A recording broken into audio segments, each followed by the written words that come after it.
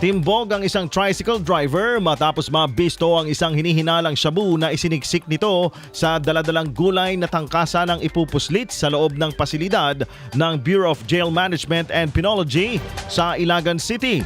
Kinilala ang suspect na si alias Rico, residente ng Barangay Bagong Bayan, City of Ilagan.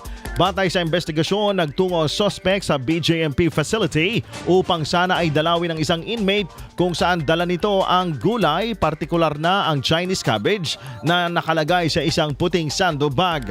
Gayunpaman, alinsunod sa mahigpit na security protocol ng piitan, isinailalim sa inspeksyon ang kanyang dala sa kanyang harapan at dito positibong nadiskubre ang hinihinalang shabu na nakasiksik sa loob ng gulay.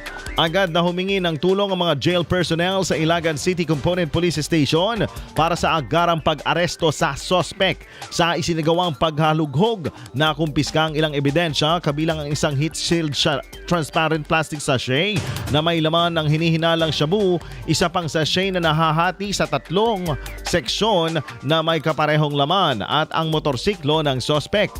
Ang mga nakuhang ebidensya ay maayos na minarkahan, kinuna ng litrato at inimbentaryo sa mismong lugar sa presensya ng suspect.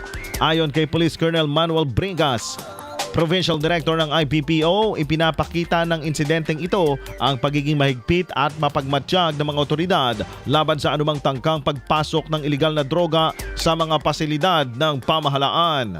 Maharap naman sa kasong paglabag sa RA 9165 o Comprehensive Dangerous Drugs Act of 2002 ang suspect.